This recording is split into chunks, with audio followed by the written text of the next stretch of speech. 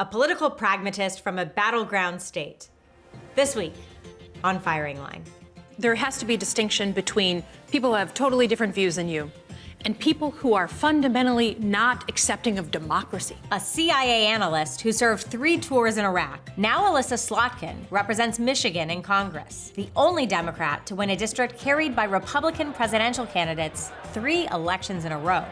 But that didn't stop her from voting to impeach Donald Trump twice. Obviously, I know and I can hear that this is a very controversial decision. She was at the Capitol on January 6th and says the attack revealed a seismic shift. The single greatest national security threat right now is our internal division. With debate across the country over voting rights, a scramble in Washington to deliver an infrastructure package, and divisions in her own party over how and whether to compromise. What does Representative Elissa Slotkin say now? Firing Line with Margaret Hoover is made possible in part by Robert Granieri, Charles R. Schwab, the Fairweather Foundation, the Asness Family Foundation, and by corporate funding is provided by Stevens Inc. and Morgan Stanley. Congresswoman Elissa Slotkin, welcome to Firing Line. Thanks for having me. Before you were elected to Congress, you began your career as a CIA analyst who served 3 tours in Iraq, and you later served in both President Bush's White House National Security Council and President Obama's Departments of State and Defense. How does your background in national security inform your approach as a legislator? Well, I mean, it certainly affects how I legislate, how I approach the job as a congresswoman. I mean, being a CIA officer and an analyst in particular, you do this rigorous look at facts. And it really shocked me when I first got to Congress, just how many people don't even read the bills, how many people just kind of like look at what others are doing and vote a certain way. And I hope I bring the same rigor to legislating that I did to being an analyst, where you're just like really, really connected to the details and the facts and the actual lines that you're reading. You know, you're remarkably the only Democrat in the House of Representatives from a district that voted in the last 3 presidential elections for the Republican presidential candidate, Trump, and Romney. After you voted to impeach Donald Trump the first time, many observers thought that you would lose your seat.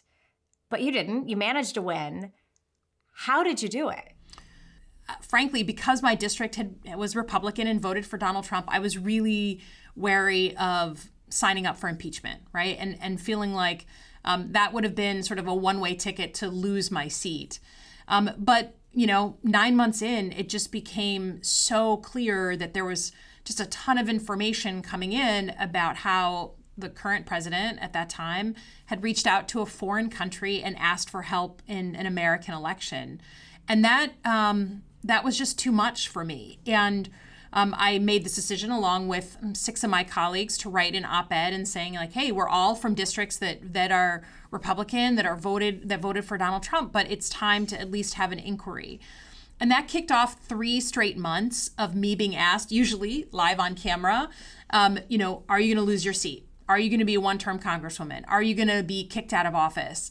And when you're asked that every day for 3 months, you get really comfortable saying, I might lose my seat, but there has to be things that are more important than just getting reelected. And I would go home and people would say, listen, I don't agree with your decision, but like you had guts to do that. And I think that really helped me when the election came around in 2020. A lot of people who voted for Donald Trump also voted for me, right? There was a big overlap. And part of that is trying to lead with some sense of mission and integrity. And part of it also is like going to small communities where they have not seen their congressperson in like 40 years. You have to show up. And I think that really helped as a Democrat running in a Republican seat.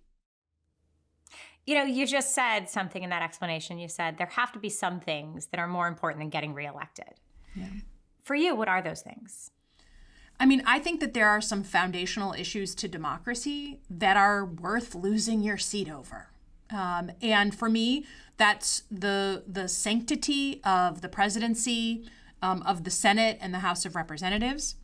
And then it's the tenets of democracy, right? It's the things we fought over to become a nation, voting and access to the voting booth. That to me is a pretty foundational one. The rule of law, we're nothing if we don't have the rule of law, and you don't get to bend the rules just because one party or another is in power. The security of the country. I think that's our primary responsibility, is to provide for the security of the country. And if you're going to play politics with that, you're going to have a problem in my book. So the foundational things, I think, are to me the ones that are worth losing your seat over if you have to. You were one of 5 Democratic members of the House of Representatives that didn't vote for Nancy Pelosi to be Speaker, and you're part of the Problem Solvers Caucus. How do you, Congresswoman, describe your politics? Well, I'm an independently minded person from an independently minded district. And, I'm from the state of Michigan, which is inherently a swing state. We are still a split ticket state where people vote the person over the party. And when you represent a place like that and you come from a place like that, you carry that same approach to legislating. So when people come and, let's say, try to lobby me to vote for something, I say, look, I'm going to tell you exactly what I tell everyone else. I'm going to read it. I'm going to evaluate it on its merits. If it's targeted and transformational and is going to affect my constituents in a positive way, I'm in, whether that's a Democratic bill or a Republican bill. But I'm not going to vote for something just because my team is voting for it. On January 6th, you were on a staircase headed to the House floor when you heard yelling and screaming and the breaking of glass. And something that you have said could have been a gunshot. That's when your training kicked in. Tell me about that moment. Frankly, I didn't even think about it. My brain just sort of clicked into some of the training that I had before I went to Iraq, which is just get off the X, get off the bullseye, get off the target, and just get out of Dodge as fast as you can. So I turned around and, ran back to my office through the tunnels, locked myself in. A couple minutes later, a colleague of mine could not get back to his office, another member of Congress. We brought him in.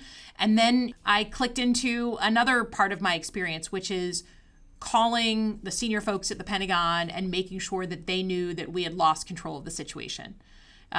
Frankly, in the CIA, we're trained, when a parliament abroad is attacked, they go after leadership. They're doing what's called a decapitation event, where they're trying to literally dismantle the activity of a branch of government. And it felt like we were in the middle of that. You actually spoke on the phone that day to General Mark Milley, the chairman of the Joint Chiefs of Staff, as the attack was ongoing. What did you tell him? I told both him and the then Secretary of the Army that we do not have security in the Capitol. We don't know where our leadership are. And I don't know what happened with the preparedness ahead of time, but you better get people down here. This is why we have a January 6th commission to help us understand why there wasn't a quick reaction force waiting just off campus. Why, with such big protests that many of us knew were coming, if you're from Michigan, you knew that there was going to be violence that day. I just thought it'd be on the lawn of the Capitol. Congresswoman, how did you know something was going to happen on January 6th? I represent Lansing, Michigan, where in April of 2020, armed protesters forced their way into the gallery, watching the looking down on folks. People were putting on bulletproof vests. We've had a precipitous rise in participation in militias, and then the raid on the group that was attempting to kidnap and kill my governor took place in my district. And then, of course, just watching Facebook, and we saw that 17 buses were being organized from my area to come to from Michigan to the protest on January 6th. So there were some signs, and I was worried that the protests on the lawn would get violent, and sent a note to my staff saying no one is to be in work on January 6th. Not because I thought they'd have a problem inside, but I didn't want them crossing that lawn in the middle of all of that. And it ended up obviously being a very dangerous day. Americans just heard incredibly emotional testimony from key law enforcement officers who confronted violent rioters that day. To you, Congresswoman, what are the key questions that the House Select Committee needs to answer and get to the bottom of? Well, I think we need to understand, the origin and intent of the protests. It is clear to me that there were some people who were there for a protest but had no idea that they would be going inside the Capitol that day. Frankly, when I flew home to Michigan on January 7th, I was surrounded by a bunch of people who were all bragging about getting into the Capitol, and they did not seem to have any plan on the morning of the 6th to go into the Capitol, but they sure as heck went in when the barriers came down.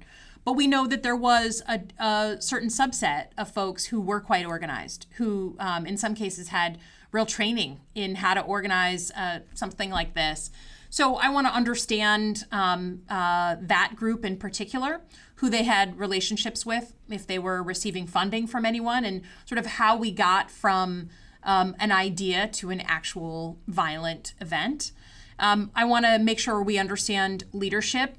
We obviously had a very public impeachment a trial for President Trump in inciting some of that violence. But I think there are other leaders across the country who bear some responsibility for that incitement, and I want to make sure we understand that. But then obviously security was not where it needed to be. So I want to understand why was it that there wasn't a quick reaction force? Why was it that seemingly the federal government didn't take the threats as seriously as a random congresswoman from Michigan? I know you support the Select Committee to investigate January 6th attack on the Capitol. But I also know that you would have preferred a bipartisan commission modeled after the 9/11 Commission. And we have all seen already that Republicans are already diminishing the Select Committee's work. They are calling the committee hearing a partisan hearing. Some Republicans are labeling the two Republicans who are participating on the committee, Representatives Liz Cheney and Adam Kinzinger, as, quote, Pelosi Republicans. Do you worry, Congresswoman, about the number of Americans, some of whom were in your district, who will perhaps never take seriously the findings of the Select Committee? I do. I'm concerned about it, and that's why I strongly preferred that we do a 9/11 style commission, a bipartisan group of outside experts, not sitting members of Congress. And we had 35 Republicans who voted with us in the House, but it died in the Senate. And so we're already in the world of second best options. But it is hard for me to accept, to see Republican leaders attacking the current commission when they could have had a very different version of it. They just chose not to support it. So I'm not sure I really believe the crocodile tears that are coming out of some of these folks. They had the opportunity and they whiffed on a truly bipartisan conversation of outside experts. Now the current committee has to do its very best to remain objective and serious, and I really appreciate folks' willingness to do it. And I hope that people remember their country above their sort of political digs when the results come out. Would you support, Congresswoman, subpoenas to Kevin McCarthy or to any other House Republicans about their communications with President Trump and his staff that day? Yeah. I mean, I think if we're going to get to the bottom of something, let's get to the bottom of it. And if you were spending time with the president on that day, if you were speaking to the crowd that day, if you were involved in organizing that day, if you were involved in securing funding for that day, then we should have a conversation. And you don't get a free pass because you happen to be an elected representative. And in fact, you have more responsibility. For a long time, it was your job to brief leaders, including President George W. Bush and President Barack Obama, on the terror threat abroad. And I've heard you say that January 6th demonstrated to us that actually our greatest national security risk is no longer foreign extremism as much as it is the division that we're facing here at home in the United States of America. Tell me, how is it from your perspective that we got to this place? Yeah, I think it's been a bit of a perfect storm of a bunch of things culminating at the same time. I think, there's real stress on the ground in places like Michigan, real stressors like economic stress, people unable to pay for their health care, their prescription drugs, unable to have a decent job with decent benefits. So people are frustrated. And then I think, frankly, what certainly was important to me and a driver for me getting into politics in the first place was we had people who were in elected leadership positions who were using division as a strategy to maintain their public support, who were splitting people apart in a country that's so diverse. So it's easy, once that starts. And it was hard for me to hear President Trump deliberately splitting us apart as a strategy, because it allowed everybody else to feel like that might be okay. So I saw that manifest itself on the ground, and in combination with social media and people's frustrations, it created deep divisions. And that, when you have deep divisions, it's hard to govern. It's hard to make decisions that people can rally behind. And that's the part that worries me about keeping us safe. If we don't have consensus among Americans, and we're fighting amongst ourselves, it's really hard to be a clear, principled leader abroad. So that divisiveness is a real national security problem. Tell me what your top priorities are as chair of the Intelligence and Counterterrorism Subcommittee. Sure. It's clear we need to right size to the threat of domestic terrorism and domestic extremism. So how do we make sure that Americans are getting the education they need to understand hate, to understand the difference between a real news story and a fake news story? So digital literacy, Holocaust education, all those things early on that would just give someone pause, have them, take pause later on when someone's trying to get them sucked into something violent or something extreme. So those are the things we're looking at on our committee. In several interviews, you say the line on the First Amendment is drawn when someone incites violence. Let me ask you, does having Donald Trump out of the White House and off major social media platforms like Twitter and Facebook lower domestic terrorist threat level? I think it lowers the temperature on the divisiveness, absolutely.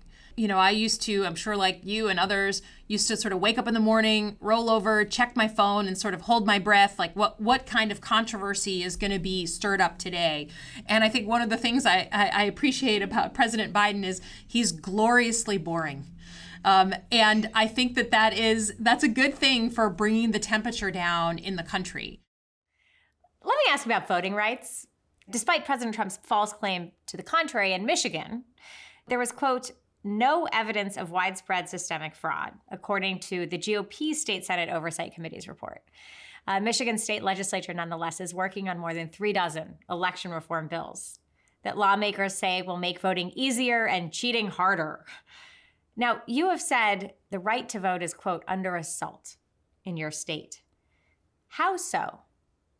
Yeah, well, I think, we, like a lot of other states in the country, have a bunch of bills that have been suggested, and a lot of them are cut and paste jobs across the country. You'll see the same bills in the Michigan legislature that you'll see in Georgia or Texas or Arizona. Some of them are meant to really shrink the amount of time you have to vote and how you can vote, right? Some of them are about more ID, which frankly, in most cases, I don't have a problem with. The ones that really get my attention are the ones that focus on what I call right of the vote, meaning you vote, and then there's the ability to have a small group of people change the outcome of those results, right? You could have a small group who just decide, for instance, like in Texas, the Texas bill, that there seemed to be, quote, widespread fraud. And so this small group of people would have the ability to either pause or reverse the results of that election. I don't care who you are, Democrat, Republican, that is scary stuff. That is scary stuff. If you're an elected official working as your primary job to make it harder to vote in your state, I think you've lost your way. You, I think, very correctly call the issue of voting rights foundational to democracy. And you wrote a letter and you had it signed by 34 Democrats. It was written to President Biden, Vice President Harris, and Democratic congressional leaders. And you urged support for, quote, the sword and the shield approach. So it was passing elements of H.R. 1, the For the People Act, and H.R. 4, known as the John Lewis Voting Rights Act. First, Congresswoman, step back and tell me, H.R. 1 is very popular amongst Democrats. What's wrong with it? Well, I don't know that there's anything wrong with it. It's just, I'm a pragmatist. And we voted on H.R. 1 as my first major bill when I became an elected official, I think the winter of 2019. And then it sat in the Senate. And we voted on it again just now in 2021, and it's sitting in the Senate. And while the concepts behind H.R. 1, curbing dark money in politics and all the voting rights and, getting rid of political gerrymandering as we did in Michigan, all of those things are core things that I believe in. But to me, if I hold out and say I'm only want the perfect and I'm going to let the perfect be the enemy of the good, then we're going to, we shouldn't be surprised when a year from now we have no voting rights legislation. We haven't protected the vote, and various states have gone their own direction in some scary directions on voting rights. And so as a pragmatist, I want to focus on the voting rights provisions of H.R. 1, which I really think of as the sword. It's helping going on offense on voting access, and then the shield, which is H.R. 4, the Voting Rights Act, a very old piece of legislation, very important, that helps protect what we have. I think there's a compromise there that may not be perfect, but it would do so much to protect voting rights at the federal level. So we wrote this letter, and we're willing to fly back to D.C., right? We're all working in our districts right now. Fly back to D.C. and vote on it because it's that critical. Let me ask you about Afghanistan. You served 3 tours in Iraq. Your background, your training is in national security. You were part of the generation that stepped up to serve the country in the wake of the September 11th attacks. As President Biden's withdrawal from Afghanistan nears completion, the security situation is deteriorating on the ground, and the Taliban advance on major cities, including Kandahar, where the airport was just attacked, is troubling. Is it fair to say that you've been skeptical about the details of the administration's withdrawal? I mean, I think, listen, we all want to leave Afghanistan, and we want it to be better than how we found it, and we want it fundamentally to never be a place where terrorists can organize attacks on the United States or our allies ever again, right? The original reason we got in 2001. And what I'm concerned about is that as we pull out, which I understand the impulse to do, I want to make sure that if we see groups organizing to attack us, to attack the United States, that we have the intelligence infrastructure, the diplomatic infrastructure, the over-the-horizon force to be able to take care of those terrorist organizations if they're threatening us. And I think that's what I still have open questions on. What is the plan?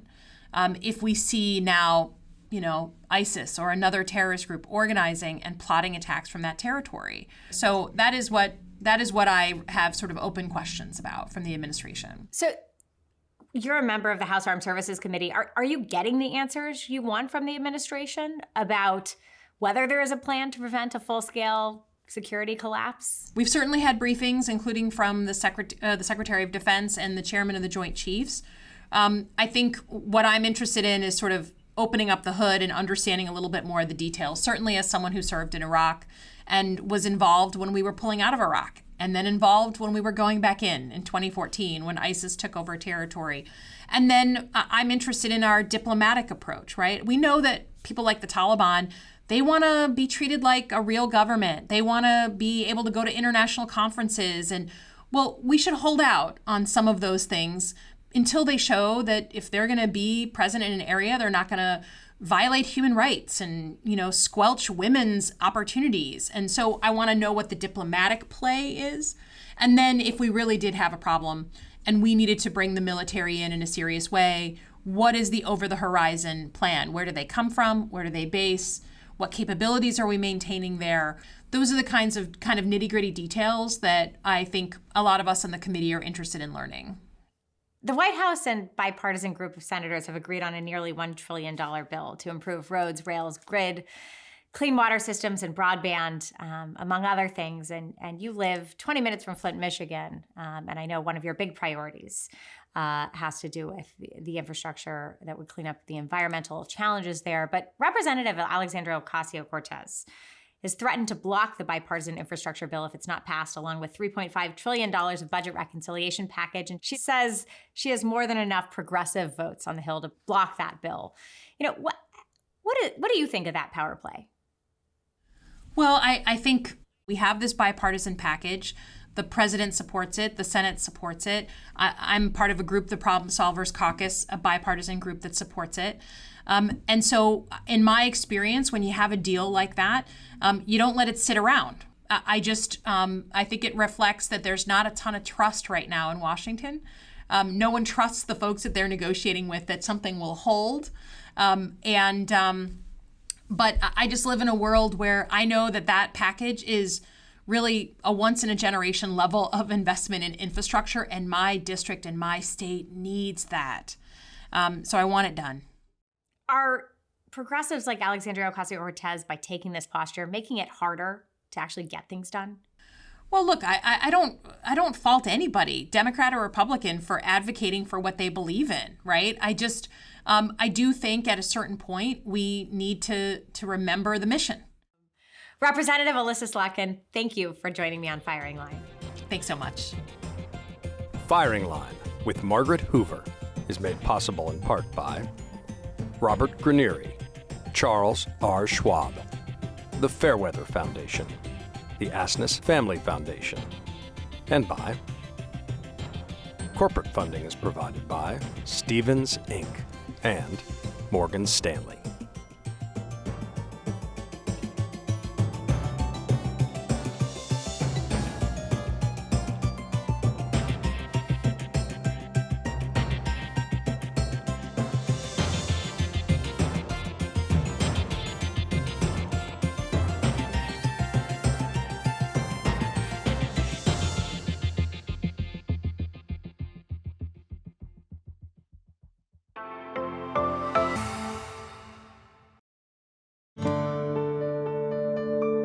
You're watching PBS.